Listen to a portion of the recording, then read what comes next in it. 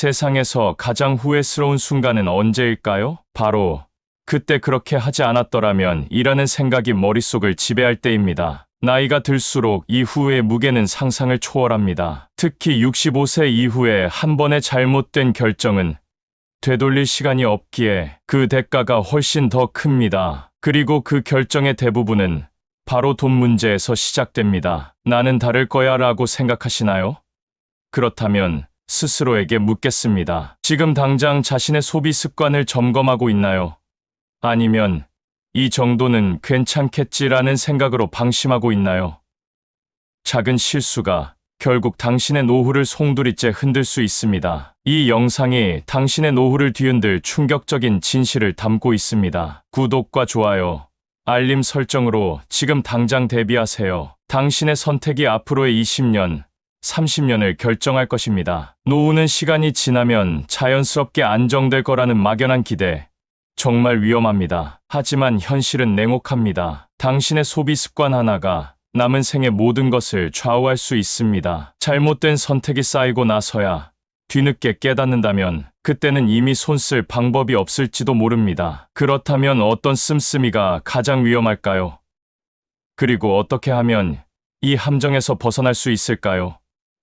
오늘 이 영상을 끝까지 시청하신다면 65세 이후 절대 해서는 안 될 소비 습관 8가지와 그 해결책을 명확히 알게 될 것입니다. 이제 당신의 미래를 지킬 준비가 되셨나요? 함께 시작해 보겠습니다. 첫 번째는 과도한 자녀 지원으로 인한 경제적 부담입니다. 자녀 지원, 정말 사랑일까요? 오히려 독이 될 수 있습니다. 요즘 부모님들 사이에서 이런 말이 있습니다. 자녀를 위해 산다. 하지만 65세 이후에 과도한 자녀 지원은 부모와 자녀 모두에게 큰 상처가 될 수 있습니다. 제가 상담했던 72세 김정미 할머니의 이야기를 들려드리겠습니다. 김 할머니는 평생 일하며 모은 퇴직금 3억 원을 아들의 신혼집 마련에 전부 지원했습니다. 그뿐만 아니라 매달 연금의 절반을 손주 학원비로 보내고 있습니다. 김 할머니는 이렇게 말씀하셨습니다. 병원에 가야 할 때도 돈이 없어서 참고 있어요. 이렇게 사는 게 맞는 건지 모르겠어요. 김 할머니의 이야기는 남의 일이 아닙니다. 실제로 한국보건사회연구원에 따르면 65세 이상 노인 가구의 약 40%가 자녀 지원으로 인해 경제적 어려움을 겪고 있다고 합니다. 이런 사례는 안타깝게도 너무나 흔합니다. 68세인 김영환 씨도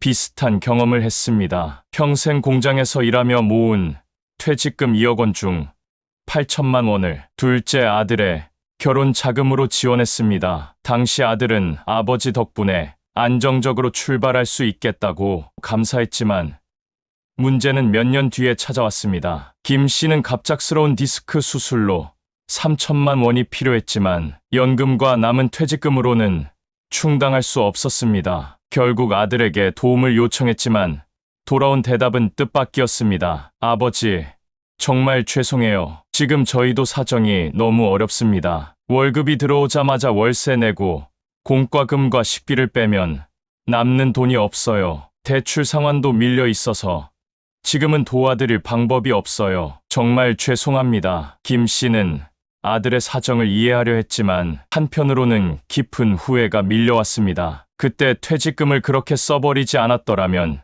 지금 이렇게 어렵지 않았을 텐데. 71세 정순자 씨의 이야기도 있습니다. 평생 자영업으로 번 1억 5천만 원을 아들의 첫 집 마련을 위해 지원한 후 자신은 작은 월세 아파트로 이사했습니다. 정 씨는 내가 이 정도는 해줘야 자식이 성공할 수 있다고 믿었지만 시간이 지나면서 자신의 판단을 후회하게 되었습니다. 건강이 악화되어 무릎 관절 수술이 필요했을 때 남은 자산이 없었기 때문입니다. 정 씨는 아들에게 도움을 요청했지만 아들은 이렇게 말했습니다. 어머니, 저희도 지금 아이 교육비랑 대출금 때문에 너무 빠듯합니다. 이해해 주셨으면 좋겠습니다. 정 씨는 내가 전 재산을 다 썼던 게 잘못이었어라며 눈물을 삼켰습니다. 결국 그녀는 값싼 원룸에서 홀로 생활하며 힘겹게 노후를 버티고 있습니다. 과도한 자녀 지원의 함정 3가지를 짚어보겠습니다. 첫째,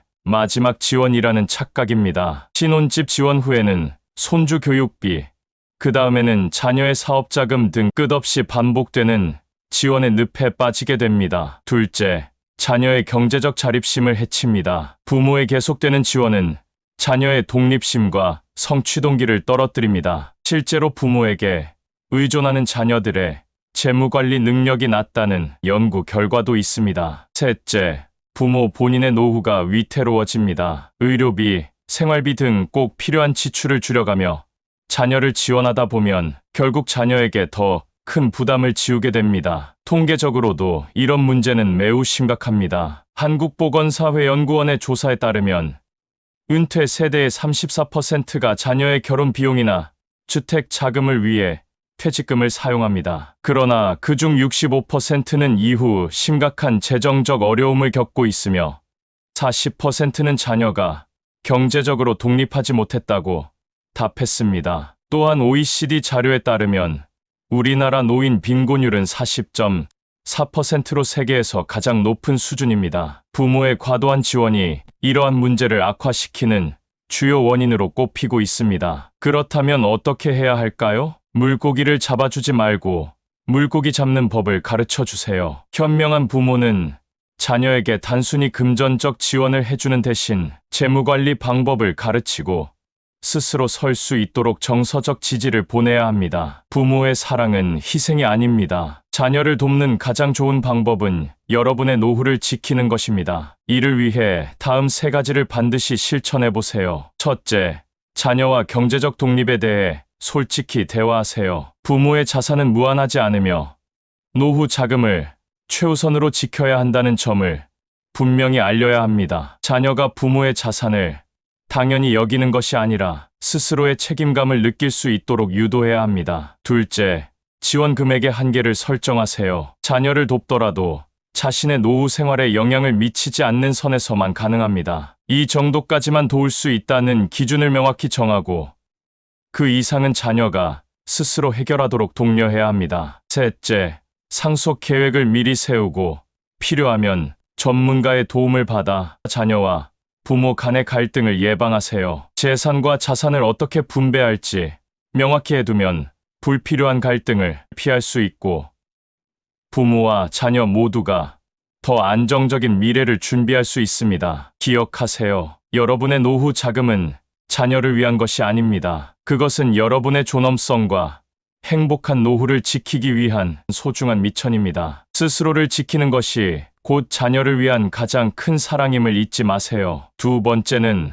허영심과 과소비에 덧칩니다. 최근 만난 68세 박영희 씨의 이야기를 들어보겠습니다. 명품 의류 하나가 월 연금 2달치였어요. 손주들 앞에서 초라해 보이기 싫었고 친구들 모임에서도 체면이 있었죠. 그런데 갑자기 무릎 수술이 필요하다는 얘기를 듣고 눈앞이 캄캄해졌어요. 박 씨처럼 손주들 앞에서 자신을 멋지게 보이고 싶거나 체면을 유지하려는 마음은 이해가 됩니다. 하지만 이런 심리가 과소비로 이어지고 결국 노후 자산을 갉아먹는다는 사실을 간과하기 쉽습니다. 실제로 손주들에게 자랑스러운 조부모로 보이고 싶다는 마음, 자녀 세대와 비교되지 않으려는 불안감, 가족 내 역할을 유지하고 싶은 욕구가 과도한 소비를 부추기는 주요 요인으로 작용합니다. 올해 66세인 박미선 씨는 은퇴 후 자신에게 더 많은 보상을 해주고 싶었습니다. 젊은 시절 가족을 위해 모든 걸 희생하며 살아온 박 씨는 이제라도 나를 위한 삶을 살겠다는 생각으로 명품 가방을 구매하고 매달 고급 피부관리 시술에 수백만 원을 지출했습니다. 처음엔 내가 이 정도는 누릴 자격이 있다며 행복감을 느꼈지만 퇴직 후 안정적이던 수입이 끊기면서 문제가 생기기 시작했습니다. 카드값이 매달 늘어나 연금으로도 감당할 수 없게 되었고 부족한 돈을 채우기 위해 적금을 깼습니다. 결국 남은 돈은 바닥을 드러냈고 지금은 명품 가방을 되팔아 생활비를 충당해야 하는 상황에 놓였습니다. 박 씨는 이렇게 말했습니다. 그땐 몰랐어요. 다들 이렇게 사는 줄 알았어요. 그런데 지금은 명품 가방 한두 개 팔아서 생활비를 버텨야 하니 그때 왜 그랬을까 후회만 남습니다. 또 다른 사례로 올해 70세인 최성호 씨가 있습니다. 은퇴 후 친구들 사이에서 체면을 세우기 위해 외제차를 구매한 최 씨는 노년에도 품격 있게 살아야 한다며 6천만 원을 들여 새 차를 구입했습니다. 문제는 외제차의 유지비가 상상 이상이었다는 점입니다. 매달 할부금에 보험료, 정기 점검비까지 합치니 차량 유지비로만 수백만 원이 들어갔습니다. 처음엔 만족감을 느꼈지만 생활비 부족으로 인해 적금을 해약하고 대출까지 받게 되면서 심각한 위기가 찾아왔습니다. 최 씨는 이렇게 털어놨습니다. 처음엔 사람들이 나를 어떻게 볼까 하는 생각에 외제차를 샀어요. 그런데 시간이 지날수록 그게 얼마나 어리석은 선택이었는지 깨달았습니다. 결국 나를 위한 삶이 아니라 남을 의식하며 살았던 거죠. 과소비의 대표적인 세 가지 함정을 살펴보겠습니다. 첫째, 체면 유지용 명품 구매입니다. 연금으로 생활하는데도 명품 가방이나 고가의 물건을 사는 이유는 나도 이 정도는 누릴 자격이 있다는 심리에서 시작됩니다. 하지만 진정한 품격은 비싼 가방이 아니라 삶의 태도에서 나옵니다. 둘째, 활용하지 못하는 고가 회원권입니다. 골프장 회원권, 피부관리 선불권 같은 것들은 사용하지 못하면 단지 낭비가 될 뿐입니다. 건강이 허락할 때 필요한 만큼만 구매하는 것이 현명한 소비입니다. 셋째, 과도한 선물 문화입니다. 손주들에게 비싼 선물을 사줘야 사랑받을 것 같다는 부담감은 잘못된 생각입니다. 손주들에게 정말 필요한 것은 비싼 물건이 아니라 정성 어린 사랑과 지혜입니다. 통계적으로도 허영심과 과소비는 노후 재정을 위협하는 주요 원인입니다. 은퇴 후 노인 세대의 28%가 사회적 체면 유지를 이유로 불필요한 소비를 한다는 조사 결과가 있습니다. 이들 중 60%는 구매 후 후회를 느꼈고 카드 대출이나 할부금을 갚지 못해 신용불량자가 되는 노년층이 매년 증가하고 있다는 금융감독원의 자료도 있습니다. 그렇다면 어떻게 해야 할까요? 첫째, 24시간 규칙을 실천하세요. 비싼 물건을 사고 싶을 때는 24시간 기다려보세요. 대부분의 충동구매는 하루가 지나면 욕구가 줄어듭니다. 둘째, 정말 필요한가라는 질문을 3번 던지세요. 이 물건 없이는 생활이 어려운가? 지금 가진 것으로 대체할 수 없는가? 한 달 뒤에도 이 구매가 만족스러울까? 셋째, 가치 소비를 실천하세요. 건강보험, 정기검진, 균형 잡힌 식사처럼 내 삶의 질을 높이고 행복을 위한 현명한 투자에 집중하세요. 80세 김정숙 씨의 이야기를 마지막으로 전합니다. 젊었을 땐 남의 눈을 너무 의식했어요. 그런데 이제 보니 허영심 때문에 쓴 돈으로 손주들이랑 맛있는 거 사 먹고 여행 다녔으면 훨씬 좋았을 것 같아요. 진짜 행복은 비싼 물건이 아니라 소소한 일상의 기쁨이더라고요. 여러분, 진정한 품격은 비싼 명품이 아니라 현명한 선택에서 시작됩니다. 허영심은 잠시 기분을 좋게 하지만 우리의 소중한 노후를 갉아먹는 도둑일 뿐입니다. 여러분의 자산은 남이 아닌 자신을 위한 곳에 써야 합니다. 세 번째는 과도한 선물과 경조사비 부담입니다. 69세인 정윤희 씨는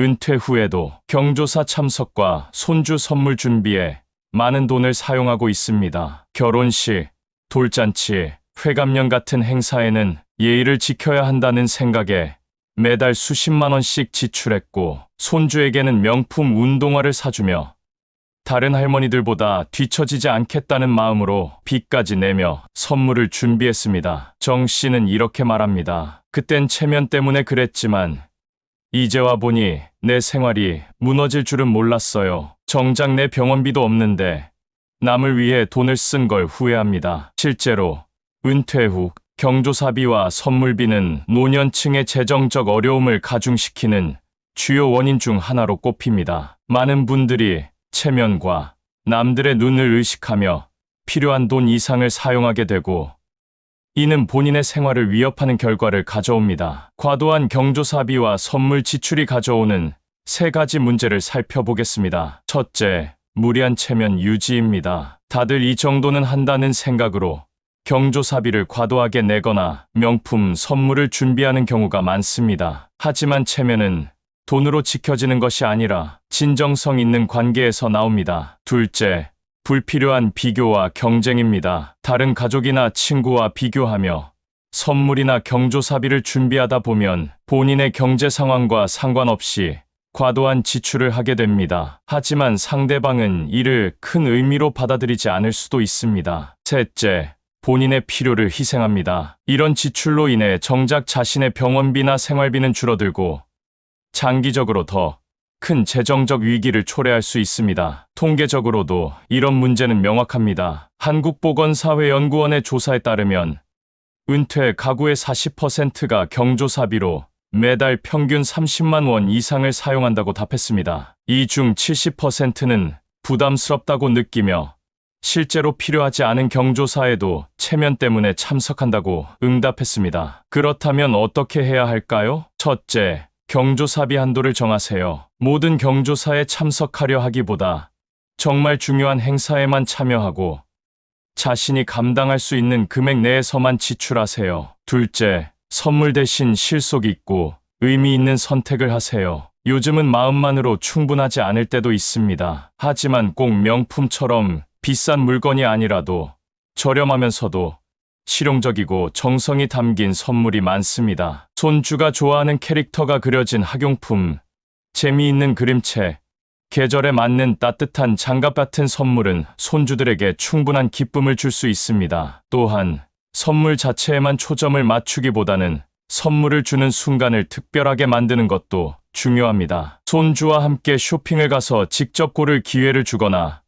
선물과 함께 간단한 손편지를 써서 마음을 표현한다면 더 큰 감동을 줄 수 있습니다. 물질적인 선물만이 답이 아닙니다. 공원에서 함께 놀거나 손주가 좋아하는 요리를 직접 만들어주는 것도 좋은 방법입니다. 중요한 것은 금액이 아니라 선물을 준비하는 정성과 손주와 함께하는 소중한 시간을 통해 관계를 깊게 만드는 것입니다. 셋째, 간소화된 문화를 실천하면서도 의미 있는 선택을 하세요. 요즘 경조사 문화는 점점 화려해지고 있습니다. 하지만 그렇다고 해서 부담스러운 비용을 감수할 필요는 없습니다. 중요한 것은 얼마나 화려하게 보이느냐가 아니라 그 마음을 전하는 정성과 세심함입니다. 실용적인 선물을 준비해 보세요. 계절에 맞는 실용적인 소품이나 일상에서 유용하게 쓸 수 있는 물건들이 좋은 선택이 될 수 있습니다. 축하를 위해 준비한 작은 화분이나 손수 만든 선물 세트처럼 정성이 담긴 아이템은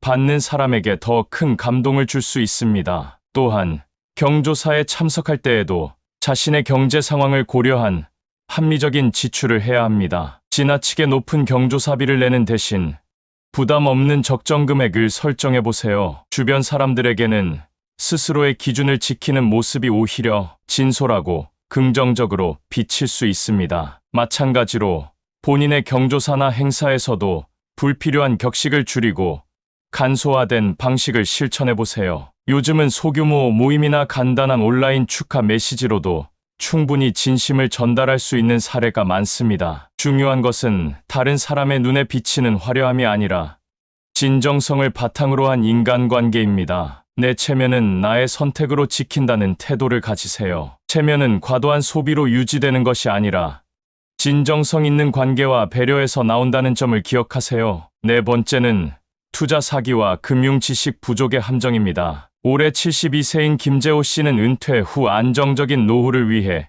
지인의 추천으로 고수익을 보장한다는 부동산 투자에 전 재산을 맡겼습니다. 매달 확정 수익이 나온다는 말에 안심했지만 몇 개월 후 해당 업체가 사라지면서 수천만 원의 손실을 입었습니다. 김 씨는 이렇게 말했습니다. 젊었을 때는 돈을 모으는 게 중요했지만 이제는 지키는 게 더 중요하다는 걸 늦게 깨달았어요. 차라리 그 돈으로 더 안전한 선택을 했더라면 좋았을 텐데요. 실제로 은퇴 후 노년층을 대상으로 한 투자 사기는 점점 교묘해지고 있습니다. 펀드, 부동산, 가상화폐, 심지어는 보이스피싱까지 다양한 수법으로 노년층의 노후 자금을 노립니다. 금융감독원의 자료에 따르면 65세 이상 피해자의 35%가 고수익 보장이라는 말에 속아 큰 금전적 손실을 본 적이 있다고 답했습니다. 이 문제는 금융 지식 부족에서 시작되는 경우가 많습니다. 많은 분들이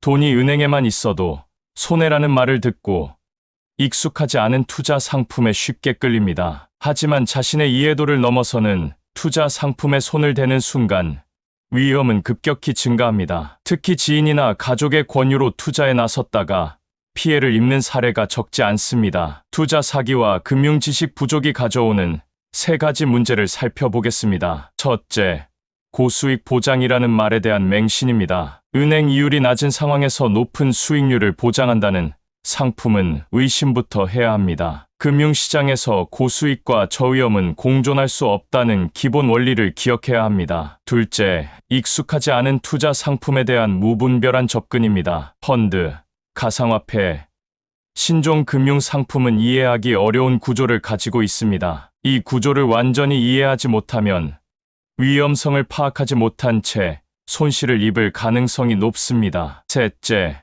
감정적인 결정입니다. 지금 투자하지 않으면 손해를 본다는 식의 감정적인 압박에 넘어가는 경우가 많습니다. 투자 결정은 항상 냉정하고 이성적으로 이루어져야 합니다. 그렇다면 어떻게 해야 할까요? 첫째, 이해하지 못하는 투자에는 손대지 않는다는 원칙을 지키세요. 어떤 금융 상품이든 구조와 위험성을 100% 이해하지 못한다면 투자하지 않는 것이 최선입니다. 둘째, 독립적인 판단을 하세요. 지인이나 가족의 권유로 투자에 나서기 전에 반드시 전문가의 의견을 듣고 스스로 판단해야 합니다. 감정적으로 끌리는 투자일수록 더욱 신중해야 합니다. 셋째, 안전 자산에 우선 집중하세요. 고수익을 보장하는 상품보다는 안정적인 이자와 원금을 보장하는 상품에 투자하세요. 예를 들어 국채나 예금처럼 위험이 낮은 자산이 노후 자금을 지키는 데 적합합니다. 80세의 이정순 씨는 이렇게 조언합니다. 젊었을 땐 돈을 버는 게 중요했지만 이제는 돈을 잃지 않는 게 더 중요하다는 걸 알았어. 조금 손해를 보더라도 내게 맞는 안전한 선택을 하는 게 결국 노후를 지키는 길입니다. 여러분, 금융시장에는 절대 확정된 고수익이란 없습니다. 노후 자금을 지키는 가장 좋은 방법은 이해하지 못하는 상품에 투자하지 않고 자신의 기준을 지키는 것입니다. 남의 말에 흔들리지 않고 냉정한 판단으로 여러분의 자산을 안전하게 지키세요. 다섯 번째는 건강관리 소홀로 인한 의료비 폭탄입니다. 올해 74세인 이영수 씨는 은퇴 후 건강을 크게 신경 쓰지 않았습니다. 내 몸 하나쯤은 괜찮겠지라는 생각으로 지내던 이 씨는 갑작스러운 허리 디스크 악화로 수술이 필요해졌고 수천만 원의 의료비가 발생했습니다. 그는 이렇게 말합니다. 평소에 조금이라도 운동했더라면 이렇게까지 되지 않았을 텐데 지금은 병원비가 생활비보다 더 나가요. 너무 후회됩니다. 노년에 접어들수록 건강은 곧 비용이 됩니다. 작은 질환이 장기화되거나 합병증으로 이어지면서 의료비는 상상 이상으로 늘어나게 됩니다. 특히 운동 부족이나 불균형한 식습관이 노년기의 주요 질환을 유발하는 경우가 많습니다. 건강관리 소홀로 인한 세 가지 문제를 살펴보겠습니다. 첫째, 작은 병이 큰 병으로 이어집니다. 단순히 나이가 들어서 생긴 문제겠지라며 방치했던 관절염, 고혈압, 당뇨병이 심각한 질환으로 발전하면서 의료비와 삶의 질 모두 큰 타격을 입습니다. 둘째, 의료비와 요양비 부담이 폭증합니다. 입원비, 수술비, 약값뿐 아니라 요양시설이나 재활치료비까지 추가되면서 노후 자금이 의료비로 빠르게 소진됩니다. 셋째, 삶의 질이 급격히 저하됩니다. 건강 문제로 인해 이동이 불편해지고 가족과 친구들과의 교류도 줄어들면서 고립감을 느끼게 됩니다. 이는 신체적 질병뿐 아니라 정신적 건강에도 악영향을 미칩니다. 통계적으로도 건강관리 소홀은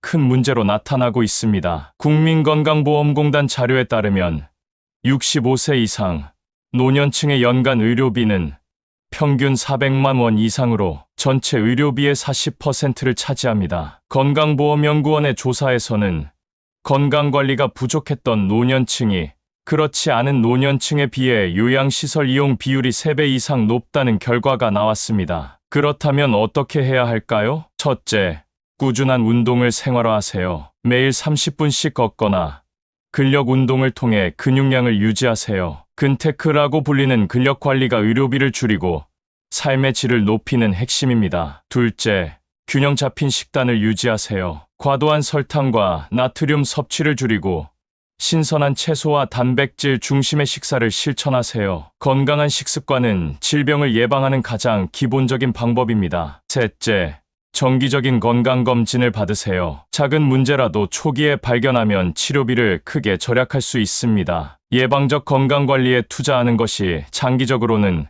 가장 경제적인 선택입니다. 78세 최정숙 씨는 이렇게 조언합니다. 젊을 땐 건강이 공짜로 주어진 줄 알았어요. 하지만 나이가 드니 건강이 곧 돈이라는 걸 절실히 느낍니다. 운동과 식습관 관리에 투자한 시간과 비용이 결국 의료비를 아껴줬어요. 여러분, 건강은 나이가 들수록 가장 소중한 자산입니다. 작은 노력으로 건강을 관리하면 의료비 폭탄은 물론 노후의 삶의 질도 지킬 수 있습니다. 건강한 몸이 행복한 노후를 만드는 가장 큰 비결임을 잊지 마세요. 6번째는 불필요한 소비 습관과 충동 구매의 위험입니다. 올해 67세인 김정환 씨는 은퇴 후 소소한 기쁨을 찾기 위해 쇼핑을 자주 했습니다. TV 홈쇼핑에서 유행하는 주방기기, 필요하지 않은 의류 세트, 한 번도 사용하지 않은 건강 보조기구까지 쌓여가는 물건을 보며 기분이 좋아지긴 했지만 문제는 카드값이 불어나면서 시작되었습니다. 김 씨는 이렇게 말합니다. 그땐 이런 작은 소비들이 나를 행복하게 한다고 생각했어요. 그런데 이젠 방 안을 채운 물건들을 볼 때마다 후회가 됩니다. 결국 내 돈과 내 시간을 다 버린 거죠. 불필요한 소비 습관과 충동 구매는 노후 자산을 파괴하는 보이지 않는 적입니다. 많은 분들이 이 정도는 괜찮겠지라는 생각으로 불필요한 소비를 반복합니다. 하지만 이런 소비가 누적되면서 정작 필요한 곳에 쓸 자금이 부족해지는 경우가 많습니다. 특히 광고나 유행에 휘둘리는 충동 구매는 큰 문제로 이어질 수 있습니다. 이런 소비 습관이 초래하는 3가지 문제를 살펴보겠습니다. 첫째, 경제적 낭비입니다. 필요하지 않은 물건에 돈을 쓰면서 정작 중요한 의료비나 생활비는 부족해지는 악순환에 빠집니다. 둘째, 정리되지 않은 환경이 스트레스를 유발합니다. 필요 없는 물건들이 쌓이면서 집안이 어수선해지고 이것이 오히려 정신적 피로감을 증가시키는 요인이 됩니다. 셋째, 더 큰 소비를 부추깁니다. 충동 구매로 인해 생기는 짧은 만족감은 더 큰 소비를 부르게 되고 이로 인해 재정적인 부담이 가중됩니다. 통계적으로도 불필요한 소비는 문제로 나타납니다. 한국소비자원의 조사에 따르면 65세 이상 노인 세대의 30%가 광고를 보고 불필요한 소비를 했다고 응답했습니다. 이 중 70%는 구매 후 후회한다고 답하며 노후 재정의 부담을 느끼고 있다고 밝혔습니다. 그렇다면 어떻게 해야 할까요? 첫째, 스문의 시간 원칙을 실천하세요. 무언가 사고 싶을 때 스문의 시간 기다려보세요. 대부분의 충동 구매는 하루가 지나면 욕구가 줄어듭니다. 둘째, 정말 필요한가?를 스스로에게 물어보세요. 이 물건이 없으면 생활이 불편한가? 이미 비슷한 물건이 있지는 않은가? 이 질문에 답하며 구매 여부를 신중히 결정하세요. 셋째, 필요 없는 물건들을 정리하세요. 이미 구매한 물건 중 사용하지 않는 것들은 기부하거나 처분하세요. 이를 통해 불필요한 소비의 악순환을 끊을 수 있습니다. 80세 이정순 씨는 이렇게 말합니다. 젊을 땐 사고 싶은 걸 다 사면서 스트레스를 풀었어요. 그런데 지금 보니 그런 소비가 저를 더 피곤하게 만들었더라고요. 이제는 필요한 것만 사고 집이 깨끗해지니 마음도 훨씬 가벼워졌어요. 여러분, 작은 소비 습관이 노후의 큰 위기를 초래할 수 있습니다. 불필요한 물건을 사는 대신 필요한 곳에 자산을 투자하세요. 소비를 줄이는 것이 곧 미래를 지키는 길입니다. 7번째는 무리한 상속 계획으로 인한 갈등입니다. 72세인 정혜선 씨는 은퇴 후 자녀들에게 재산을 공평하게 나누어 주기 위해 고민을 거듭했습니다. 하지만 결국 상속 문제로 자녀들 간 갈등이 생기면서 가족 간의 관계가 크게 틀어졌습니다. 정 씨는 이렇게 말합니다. 내가 다 잘 정리해둔다고 생각했는데 오히려 그게 문제를 더 키웠어요. 자식들이 서로 상처를 주고받는 걸 보니 가슴이 찢어지더라고요. 상속 문제는 단순히 재산을 나누는 것 이상의 갈등을 불러올 수 있습니다. 특히 공평함에 대한 각자의 기준이 다르고 부모의 결정이 자녀들에게 미묘한 감정적 상처를 줄 수도 있습니다. 무리한 상속 계획이 초래하는 3가지 문제를 살펴보겠습니다. 첫째, 가족 간 갈등을 유발합니다. 어떤 자녀는 나보다 형제가 더 많이 받았다며 불만을 품고 또 다른 자녀는 부모의 의도를 오해해 관계가 틀어질 수 있습니다. 둘째, 부모의 노후 자산이 줄어듭니다. 자녀들에게 재산을 미리 나누어 주거나 무리하게 증여하다 보면 정작 본인의 노후를 위한 자산이 부족해질 수 있습니다. 셋째,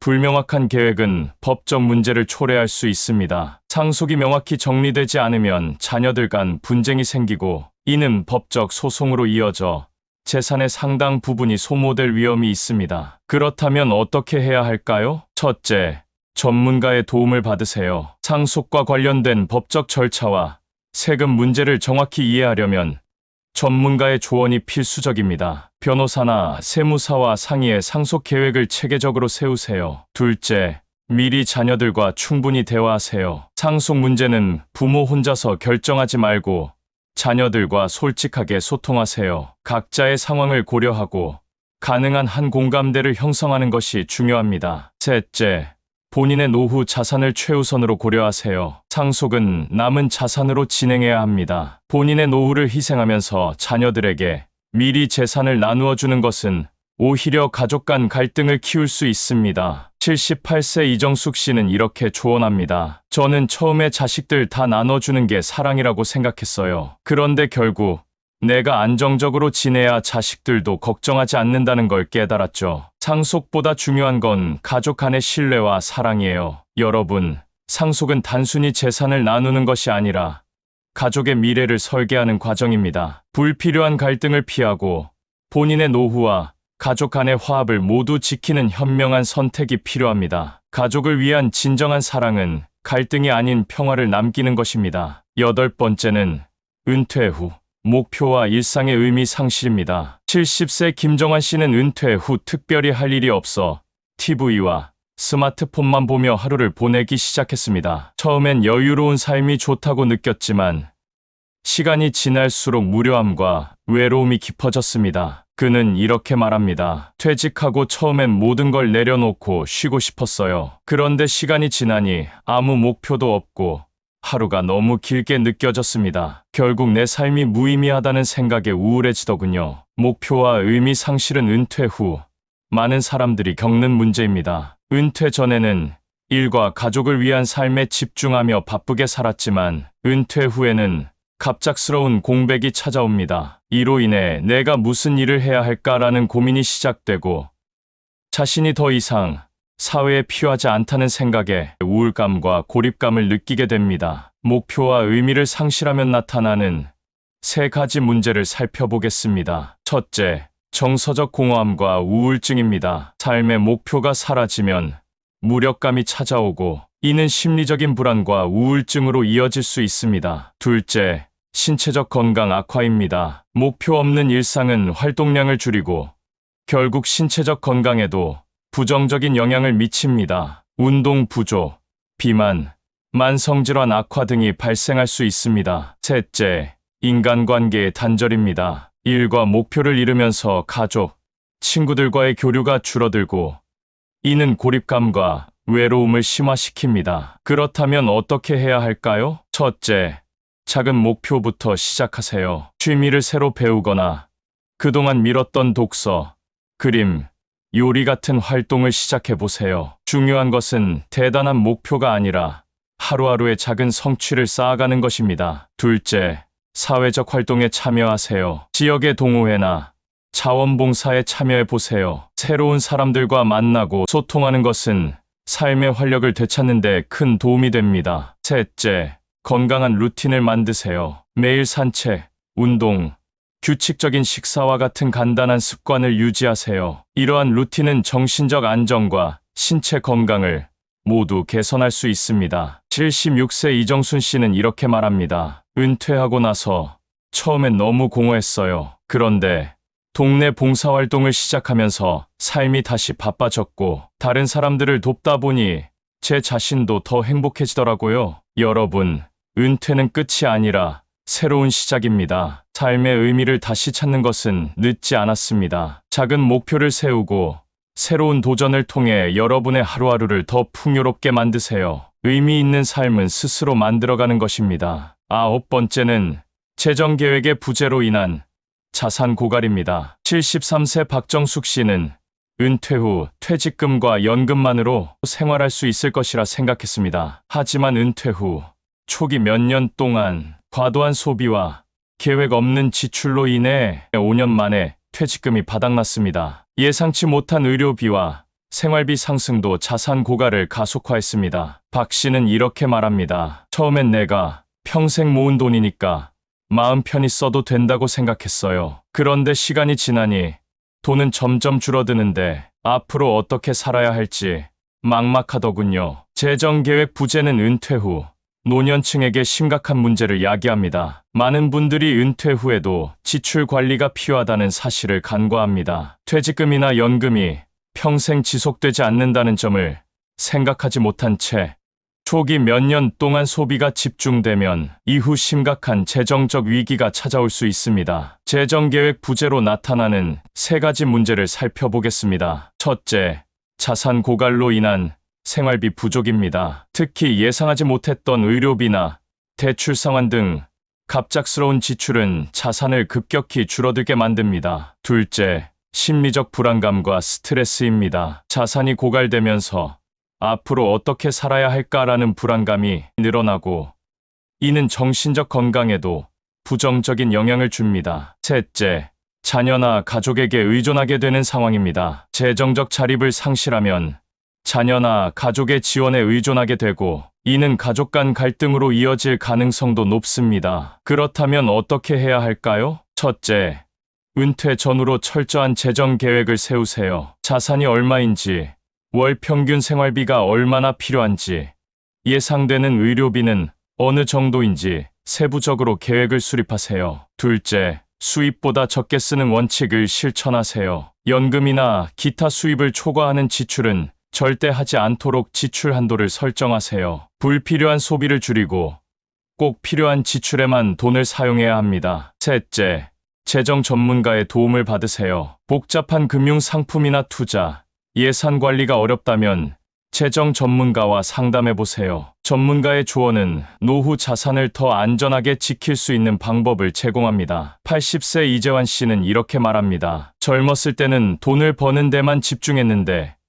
은퇴하고 나니 돈을 잘 관리하는 게 훨씬 중요하더라고요. 처음엔 몰랐지만 적은 돈이라도 철저히 계획해서 쓰니까 오히려 마음이 편해졌습니다. 여러분, 재정 계획은 선택이 아닌 필수입니다. 계획 없는 소비와 지출은 노후의 행복과 안정을 위협합니다. 지금부터라도 자신의 재정 상태를 점검하고 철저한 계획으로 미래를 준비하세요. 노후 자산은 여러분의 삶을 지키는 가장 강력한 방패입니다. 10번째는 사회적 고립으로 인한 외로움과 우울감입니다. 75세 최영자 씨는 은퇴 후 가족과 친구들과의 만남이 점점 줄어들면서 하루 종일 집에 혼자 있는 시간이 늘어났습니다. 처음에는 혼자 있는 게 편하다고 생각했지만 시간이 지날수록 외로움이 커지고 우울한 감정에 사로잡히기 시작했습니다. 최 씨는 이렇게 말합니다. 전엔 누군가와 이야기하고 웃는 게 일상이었는데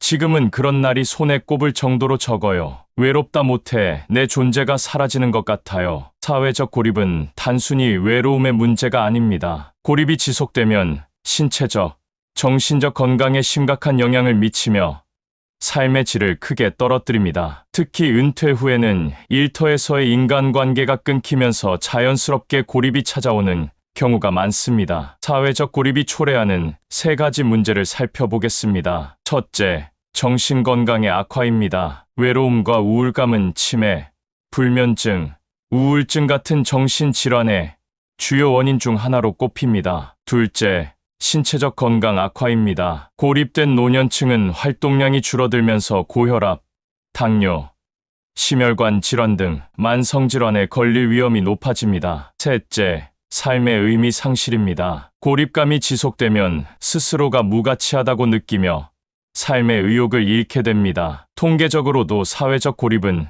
심각한 문제로 나타납니다. 한국보건사회연구원의 조사에 따르면 65세 이상 노인의 30%가 사회적 관계가 거의 없다고 답했으며 이 중 절반 이상은 외로움이 심하다고 응답했습니다. 또한 고립된 노년층의 우울증 발병률은 비고립 노년층의 3배에 달한다고 보고되었습니다. 그렇다면 어떻게 해야 할까요? 첫째, 작은 만남부터 시작하세요. 가까운 가족, 이웃, 친구와의 소규모 모임을 정기적으로 계획해 보세요. 꼭 대단한 행사가 아니어도 커피 한 잔의 만남이 큰 위로가 될 수 있습니다. 둘째, 새로운 관계를 만들어 보세요. 지역 커뮤니티 센터나 동호회 활동에 참여해 보세요. 비슷한 관심사를 가진 사람들과의 교류는 삶의 활력을 불어넣어 줍니다. 셋째, 자원봉사나 사회활동에 나서세요. 도움을 필요로 하는 사람들에게 다가가면 자신의 존재 가치를 다시 확인할 수 있습니다. 봉사활동은 자신에게도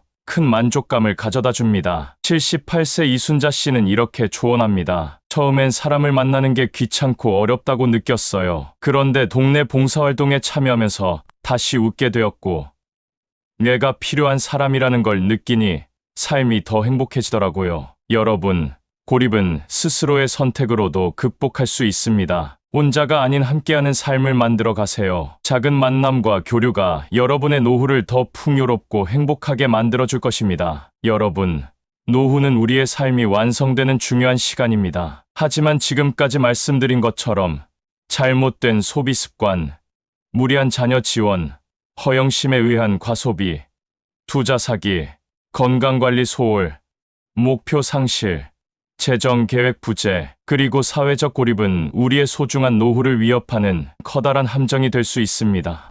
이제는 노후 준비는 미래의 일이 아니다라는 사실을 깨달아야 합니다. 지금 이 순간부터 자신을 돌보고 소중한 자산을 지키며 의미 있는 일상을 만들어가는 것이 진정한 노후의 행복을 위한 길입니다. 작은 선택이 큰 차이를 만듭니다. 소비를 줄이고 건강을 챙기며 사람들과 연결된 삶을 추구하세요. 진정한 품격은 명품 가방이나 화려한 소비에서 나오는 것이 아니라 여러분의 선택과 삶의 태도에서 비롯됩니다. 마지막으로 기억하세요. 여러분의 노후는 누구의 것이 아닙니다. 자녀를 위한 것도 남을 위한 것도 아닙니다. 오직 여러분 자신의 존엄성과 행복을 지키기 위한 것입니다. 지금부터라도 변화와 실천을 시작하세요. 그것이 여러분이 꿈꾸는 노후를 만들어 줄 것입니다. 여러분, 오늘 영상이 마음에 드셨다면 구독과 좋아요, 알림 설정을 눌러주시고 이 영상이 필요한 분들과